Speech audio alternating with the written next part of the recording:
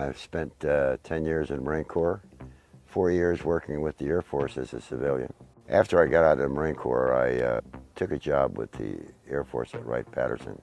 While I was at Wright-Patterson, of course, I was approached by an individual that to determine if I wanted to work in an area on just new creative things. Apparently that was the flying disc simulator. And they wanted us to get the experience before we actually started work on the flying disc simulator, which I spent 30-some years working on. Craft that they used to build, which is a 30-meter one, was the one that crashed in Arizona, Kingman, Arizona, back in 53 or 52. But that particular craft, there were some problems with, number one, getting it on the flatbed to take it up to Area 51. It had to be barged across the Colorado River at the time.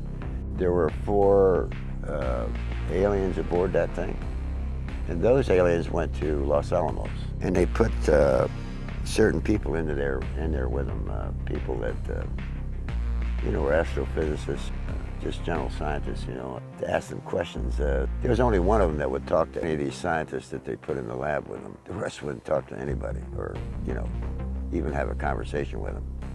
In the simulator, there was one big thing different. The thing that, like Lazar calls the reactor, okay, we didn't have a reactor. We had a space in a thing that looked like the reactor, so you could get in there and actually work the controls and do what you had to, or get the simulator, the disc operate. It would lift off the ball that it actually lifted up. The actual craft, no seatbelts. You don't need seatbelts, because when you fly one of these things upside down, there's no upside down like in a regular aircraft. You just don't feel it. You have your own gravitational field right inside. So if you're flying upside down, to you, you're right side up. There weren't any windows. The only place we had any visibility at all, and it was done with cameras or video type things, was in the turret section. You have to be trained with your mind, to accept what you're going to actually feel. And so there's some experience. Perceptual distortion. There's a lot of distortion, yeah. It's a whole new ballgame. It's so exacting in its design and so forth. You can't add anything. You can't.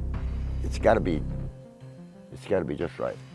We had a long period of introduction into meeting an EBE, an alien. And I called him J-Rod. Of course, that's what they called him, but that wasn't his. I don't know if that was his real name or not, but that's the name that the linguist gave him. He'd sound just like, if you spoke, he'd sound like you, but he'd try and answer your question, Well, the preparation was going through, first of all, went through all of the different nationalities in the world, right? Yeah, human nationalities, Then they got into going into other forms of life, His skin was pinkish, but a little bit rough, and that kind of stuff. Not horrible looking. When they gave you the psychological question, I just answered them the way I felt, and I had no problem. And that's what they wanted to know. Hey, here's an alien, he's from here, and I don't know what. But it never bothered me, it didn't amount to much. So what kind of scientific advice he would give the crew that was building or back engineering these? Basically, it was only engineering advice or science advice. Because even our guys, our people that were the top mathematicians and stuff, couldn't figure some of this stuff out. And sometimes you get into a spot where you try, and even if you use the formulas to come up with this thing that they'd provide you, it wouldn't work.